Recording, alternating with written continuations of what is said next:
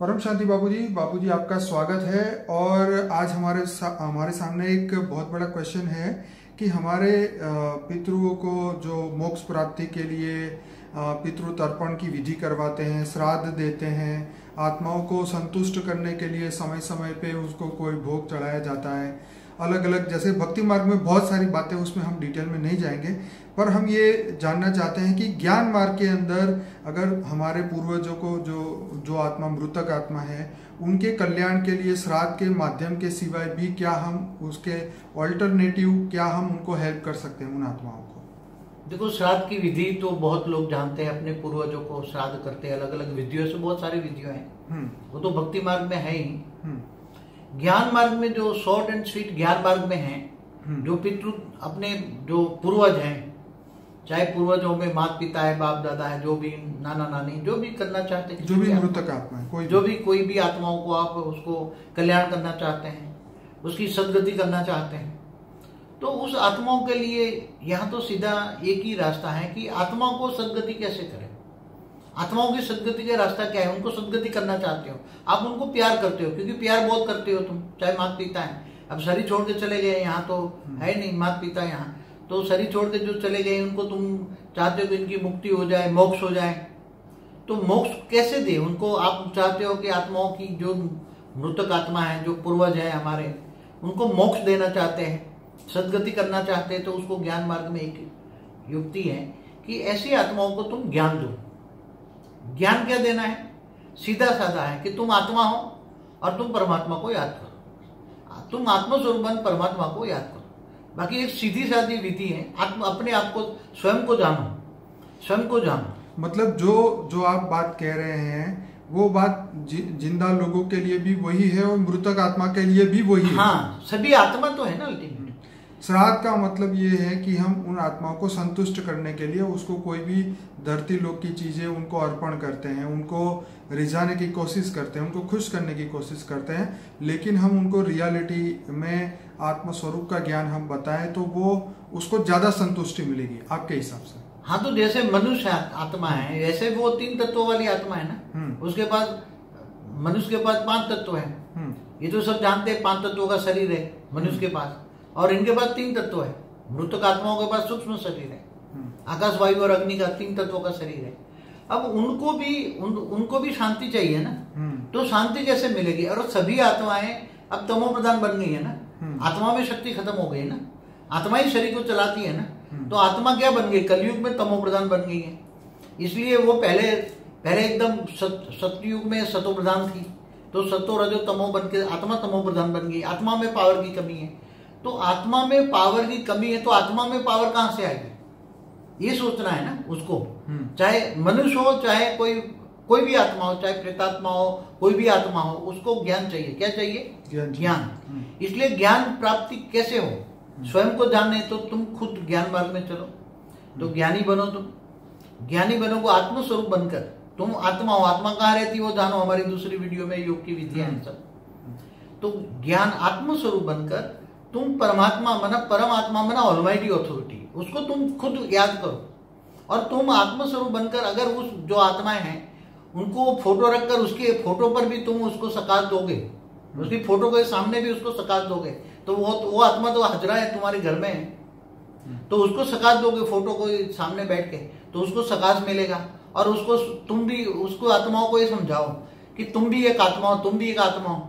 मतलब हमें उनके मृतक आत्मा के उनको उसको हमें संकल्प भेजना है कि तुम भी एक आत्मा स्वरूप बन जाओ, आत्मस्वरूप का उनके ऊपर फोकस कीजिए और फिर जो है परमात्मा को याद करिए। ये हमें मृतक आत्मा को समझाना है संकल्पों के द्वारा। जैसे तुम समझते हो कि मैं आत्मा हूँ, प्रकृति के बीच में रहता हूँ, आत्मा माइंड को चलाता है, माइंड शरीर को चलाता है। तो ऐसी तरह जो मृतक आत्मा है, जो तुम जिनको भी मोक्ष या मुक्ति देना चाहते हो, जो आत्माओं की सदगति करना चाहते हो, तो उसको याद करके, उसको बुद्धि से याद करके, या उसको फोटो रखो तो वो हाजर हाजूर सुन लेगी, तुम्हारे संकल्प भी पकड़ लेगी वो। तुम जो सोचोगे कि हे जो भी नाम हो, कि जैसे कोई नाम है तो नाम देके बोलो कि हे पिता, हे माता, हे दादा, हे दादी, तुम भी आत्मा हो, मैं भी आत्मा हूं, तुम भी आत्मा हो। और तुम आत्मा, तुम आदि अनादि स्वरूप से कई समय से तुम आत्मस्वरूप नहीं ज्ञान प्राप्त हुआ, अंतिम समय इसलिए आत्मस्वरूप का ज्ञान मैं तुम्हें दे रहा। तुम आत्मा कहाँ, तुम्हारी जो मृत आत्मा है उसकी भी भ्रुकुटी में आत्मा है। आपका मतलब ये है कि उनको ये आध्यात्मिक घर में टीवी में चलाना चाहिए, हाँ। ताकि वो भी आत्माएं ज्ञान सुने और समझे, और रियली जब वो खुद भी इसके अंदर प्रैक्टिकल करेगी, वो मृतक आत्मा जब ज्ञान स्वरूप को धारण करेगी, ज्ञान स्वरूप को ज्ञान समान बनने की कोशिश करेगी, तो अल्टीमेटली उसको श्राद्ध से ज्यादा वो पावर उसको मिलेगा, ज्ञान से उसको परम शांति मिलेगी। क्योंकि देखो जो स्थूल चीजें उनको, जैसे श्राद्ध में स्थूल चीजें चढ़ाते हैं ना, स्थूल चीजें तो वो उसको ग्रहण नहीं कर सकती, उसकी आत्मा को तो कुछ नहीं प्राप्त होगा ना। अब आत्मा को चाहिए पावर, तो आत्मा को पावर कहाँ से मिलेंगे? तुम उसको परमात्मा की याद दिलाओ कि ऑलमाइटी अथॉरिटी कहाँ रहता है, ऑलमाइटी अथॉरिटी को याद करो। तुम भी लो कि ऑलमाइटी अथॉरिटी ऊंचते उच्च परम धाम में रहता है, वो निराकार है, वो सूर्य की समान भांति है। हमारे दूसरे वीडियो भी हैं, देख लेना, योग कैसे करे उसको। तो वो तुम योग सीखो, योग माना आत्मा परमात्मा का कनेक्शन को योग कहते हैं। आत्मा स्वरूप बनकर परमात्मा को याद करते उसको योग कहते हैं। तो तुम उसको योग सिखाओ, ये जो तुम्हारी पूर्वज है उनको योग सिखाओ, और पूर्वज के साथ साथ और भी कोई पूर्वज बैठे होंगे तुम्हारे घर में, और भी कोई आत्मा होगी, तो वो भी ज्ञान सुनेगी ना। तो ऐसे या वीडियो चला लो, आत्मस्वरूप का हमारा वीडियो है, वीडियो चला लो तो वीडियो देखेगी, प्रैक्टिकल सुनेगी, तो कई आत्मस्वरूप के वीडियो, कई ज्ञान के वीडियो, और ज्ञान के वीडियो में तुम्हारी मुक्ति, जीवन मुक्ति कैसे हो वो भी वीडियो है हमारा, मुक्ति जीवन मुक्ति का। तो वो वीडियो देखो, सुनाओ, तो वो आत्माओं को बहुत संतुष्टता मिलेगी। आत्मा क्या बनेगी? संतुष्ट बनेगी। और वो आत्माओं में हो सकता है तुम्हारे पूर्वज वाली आत्माएं बहुत पावरफुल हो, हाई कैटेगरी की आत्मा हो, वो तो उसमें भी पावर आएगी, वो भी आत्मस्वरूप बनकर योग सीखेगी, योग करेगी, तो उसमें भी आत्मा में बहुत पावर आएगी। आपका मतलब ये है कि अगर वो मृतक आत्मा आत्मस्वरूप का अभ्यास करे या इस ज्ञान के अंदर जाए, तो उसको फिर स्थूल चीजों की, सभी चीजों से वो परे हो जाएगी, उसको कोई स्थूल की कोई चीजें नहीं चाहिए, क्योंकि आत्मा को पावर चाहिए। वो आत्मस्वरूप में रहकर योग करेगी तो परमात्मा से पावर मिलेगा ना, 100%। तो वो आत्मा संतुष्ट हो जाएगी। वो आत्मा फिर तुम्हें बहुत हेल्प करेगी, तुम भी आत्मस्वरूप बनोगे, याद करोगे पूरा, और फिर साथ साथ उनको बोलो परम शांति के वाइब्रेशन बोलो, परम शांति है, परम शांति है। श्राद्ध न करने से मृतक आत्मा को दुख होता है? हाँ, जरूर होता है ना। ओके। आत्मा जो मतलब श्राद्ध नहीं करते हैं, तो मृतक आत्मा चाहे कोई भी हो, उसकी स्वजन है, वो तो घर में ही है ना। कोई अभी रिबॉर्न, गारंटी है कि रिबॉर्न हुई है, रिबॉर्न नहीं हुई है, या कहीं और भी है, अगर घर में भी है, कोई पूर्वज भी बैठे होते हैं, कई लोग होते हैं पूर्वज बने हुए बैठे हैं। बाबूजी, ज्ञानी आत्मा भी मृत्यु के बाद श्राद्ध मांगती है? नहीं, ज्ञानी आत्मा नहीं मांगेगी। ज्ञानी आत्माओं को तो ज्ञान चाहिए। तो बाबूजी, ये श्राद्ध की प्रथा कब से और क्यों शुरू हुआ? हाँ, ये बहुत बड़ा क्वेश्चन है कि श्राद्ध बहुत अनंत काल पहले की बात की हमारे जो हिंदू रिवाज हुए, कि जैसे हमारे ये जो ब्रह्मा का सेकंड पार्ट शुरू हुआ ना, तो पहले पार्ट ब्रह्मा का 50 साल हमारे ब्रह्मांड को पूरा हो गया, दूसरा परार्थ शुरू हुआ था। अभी दूसरा परार्थ शुरू हुआ ना, पहला परार्थ ब्रह्मा का 50 साल पूरा हो गया, अब दूसरा परार्थ का 198 करीबन 100, दूसरे परार्थ में भी 198 करोड़ साल शुरू हुआ। ठीक है। तब जो पहले परार्थ वाली जो आत्माएं थी और दूसरे परार्थ के बीच में जो संगम युग चलता है, एक परार्थ जा रहा है दूसरा परार्थ मतलब, तो ये अभी ब्रह्मा का पहला दिन, 7वां मनवंतर और 28 का युगांतर चल रहा है। तो उसके अंदर जो आत्माएं, कई आत्माएं वो सूक्ष्म जगत में थी, तो उसी टाइम पर भी मनुष्य आत्माएं भी थी, तो वो सूक्ष्म जगत में वाली आत्माएं जो आसपास में घर में रहती थी, उनके पूर्वज थे, जो भी थे, वो दुखी थे।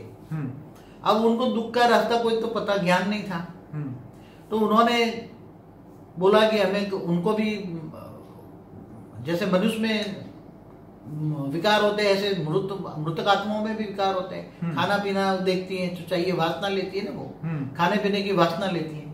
तो कईयों को साक्षात्कार कराते थे कि भाई मुझे खाना पीना दो, ये दो, ये दो।